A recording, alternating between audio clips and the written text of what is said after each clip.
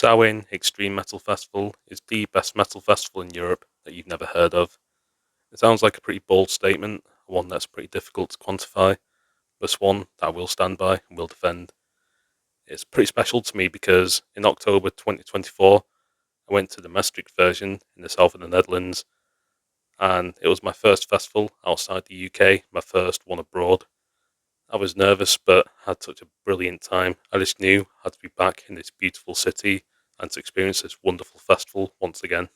Samhain Maastricht takes place in the south of the Netherlands, in the beautiful city of Maastricht, and trust me, it is breathtaking. It's full of ancient Roman architecture that makes it such a scenic view every day walking to the venue.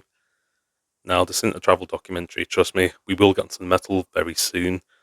The point is, it was really nice to get away from the hustle and bustle of life in the northwest of England and to see a country that appreciates the arts and just to see something different, see a different part of the world.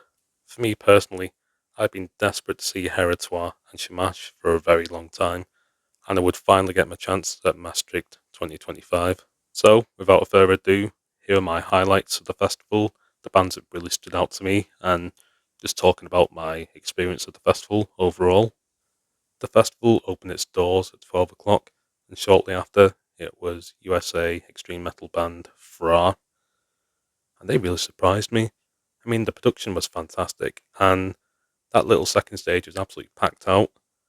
It's always demoralising to see a small band opening up a festival and they're playing to maybe 20, 30 people, but people turn up in their numbers, and they really deserve that big crowd. They had a fantastic old school death metal sound.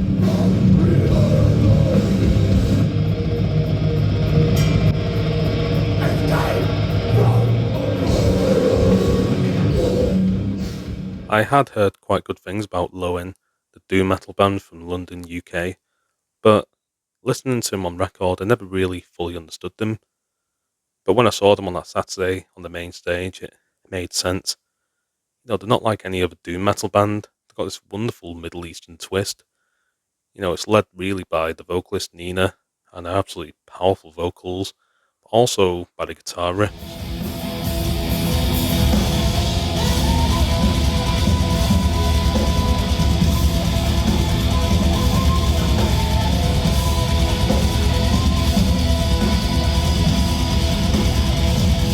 Back to the second stage to see Morast, a German doom death band, and they were fantastic. I just love how they blend that slow, crushing atmosphere of doom and the old school heaviness of death metal.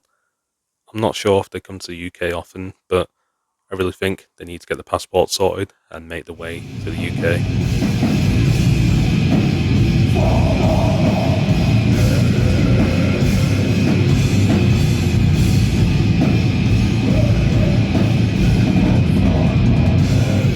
Then it was time for the first must-see act of the weekend for me. I was desperate to see Schammasch, and I waited over an hour at the balcony for them. It was an hour well spent. I mean, they burned through the likes of They Found Their Master. They played, Paradigm of Beauty, Metatonia. Oh, they were fantastic. I was nearly in tears at the end of They Have Found Their Master. I'd waited so long to see that, and I finally got my chance. I mean, the lighting display is absolutely fantastic as well. I saw them sound check, and I could tell they were so particular about the details, but it really did matter. They leave no stone unturned with these preparations, and it really shows in the live sound. I'm not sure when they're next coming to the UK, but I hope they do soon. I need to see them again, and I will travel again if I have to.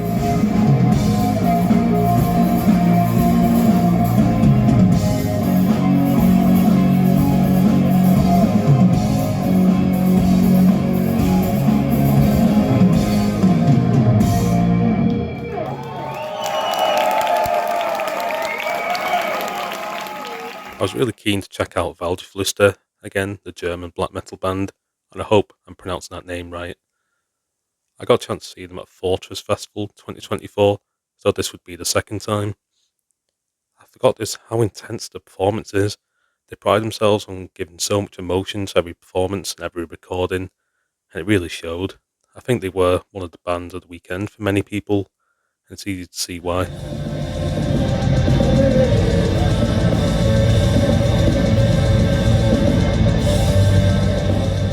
At this point, I'd listened to quite a lot of black metal, so I was ready for a palate cleanser in the form of old school death metal band Necrot, and they really surprised me.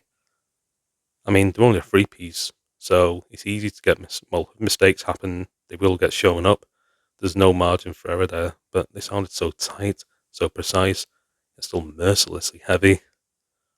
What I've noticed is that there's not many pits at this festival, but Necrot got a circle pit going in that small second stage, and they deserved it. They deserved that kind of reaction.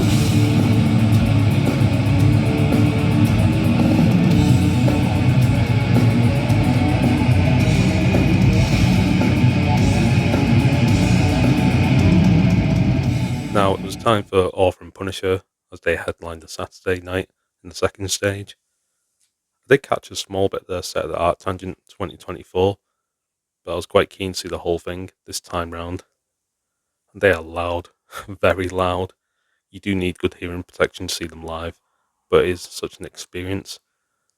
I don't know how Justin creates these instruments, these homemade instruments, but the output, the product is an absolutely unique blend of industrial metal, one that needs to be seen in the flesh to fully appreciate.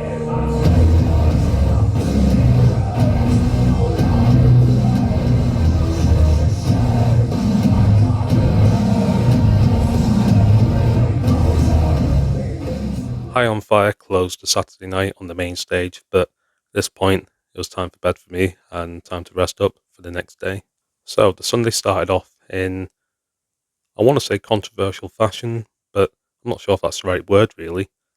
It's controversial in the sense that it was Belgian black metal act Wiegedood, and I hope I'm pronounced that name right. I'm probably not, but my point is, they opened the festival on the Sunday at 12:20.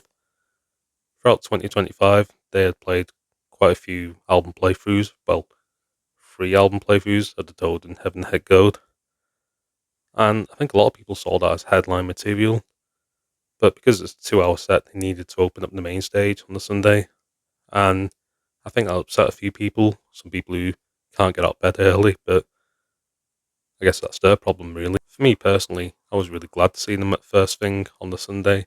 You know, my feet weren't aching, my head wasn't aching, my back wasn't aching. I was fresh as a daisy and got to see 2 hours of extreme black metal. I don't know how they maintain that intensity for 2 hours without even breaking a sweat. It's, it's a unique band, it's a unique act, and one, again, you've got to see them live to really appreciate their genius.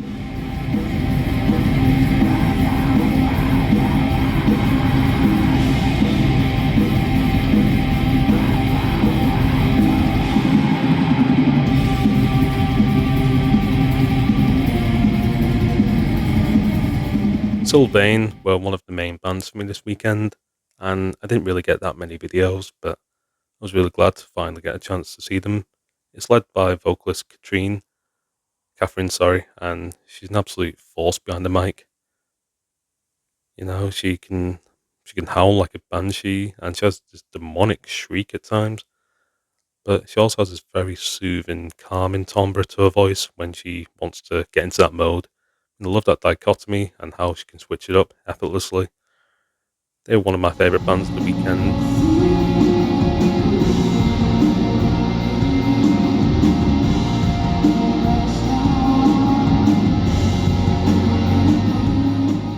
Now, some bad news. I was so excited to see Heritoire, but I found out on the Saturday that they pulled out due to illness. I found out that one of the members sadly had to go to hospital. I mean, it sucks really.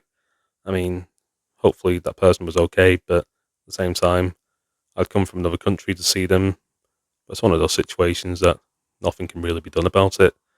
Again, despite how disappointing it was, there's nothing really that could be done. They did instead get Hemelbestormer, I believe I'm pronouncing that right, Hemelbestormer, and they seemed like a really good replacement, especially given that they were last minute. They're more of a post-doom metal band, so still got a crushing, swirling atmosphere of doom, but adding more experimental melodic elements. and they were pretty good. They were really good, in fact. I really enjoyed them. They remind me of Year of No Light in many ways, in that they're fully instrumental and have this absolute fantastic stage presence and stage sound. I mean, they weren't Heritoire. I don't think anything would have really replaced Heritoire for me, but they definitely were a good replacement, and I enjoyed that set.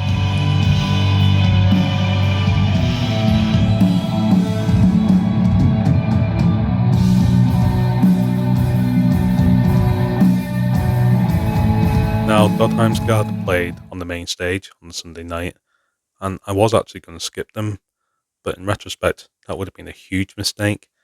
I was there for the whole thing, and absolutely loved it. I mean, they're an avant-garde black metal band. They're very left field, very experimental. They incorporate bits of jazz at times, bits of psychedelic, as well as that Route 1 black metal.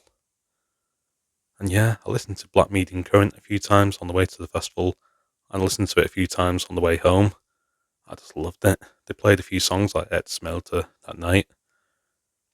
Also, the vocalist he was an absolute force. He was so flamboyant, so entertaining, so engaging, and you don't often see that with black metal bands. So that made for a really good show. I mean, again, I'm glad I didn't skip them.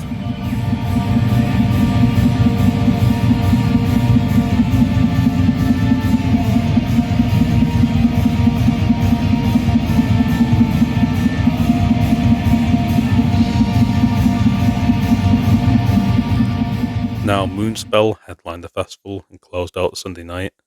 Sadly, I was aching and breaking, and I only got through the first 25-30 minutes of it. But I could tell they're really polished, really refined. I mean, they've been going for like 35 years, so surely they've learned a few tricks along the way on how to sound great and to give a fantastic show. I mean, the vocalist was really engaging, Fernando, I think his name is, and he even managed to get a pick going at one point, which was really a massive surprise. I just wish I was more fresh for the whole thing, and I could have got to see the whole thing. So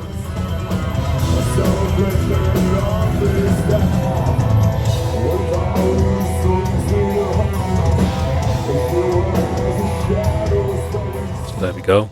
That's Samhain Maastricht 2025. My highlights of that particular festival. I realise I may be a bit biased, but this festival is really close to my heart and really special to me. I went for the first time in 2024, and it was the first time I'd been abroad in 12 years. I mean, the idea of going to another country was terrifying for me. I was so anxious, but I just knew on that year I could not miss it. I would have regretted it infinitely if I didn't go. So that's why Samhain Maastricht in 2024 I'll go as far as say it was life changing, because it opened up so many doors for me since then. I've been to the likes of Belgium, Germany by myself to festivals. I've been back to Samhain Maastricht in 2025, and I'm planning to go to many more in the future as I record this. It seems like everyone in the Netherlands I met was so laid back and so fantastic. I stayed in a little hostel about a mile walk from the venue, and I got to meet a few people going to the festival. In fact, I think there was four of us in this particular dorm who were going to the festival, so although I went by myself, it was nice to have a few friendly faces I could talk to. I actually made friends with a few people from the UK at that festival, so again, had more friendly faces to talk to. Although I went by myself, I didn't actually feel alone, and the promoter Ben is an absolutely amazing host. He was fantastic that weekend. He seemed to really appreciate the effort, coming from the UK for this festival, and he sent me a really warm, a really nice message on the way home. And I just can't imagine getting that from the bigger festivals, from the likes of Download or Vakin. Hopefully found value in this video, and I got a chance to open my heart a little bit and tell you about something that's really special to me. And again, hopefully you've enjoyed it, and maybe you'll go to Samhain Maastricht one year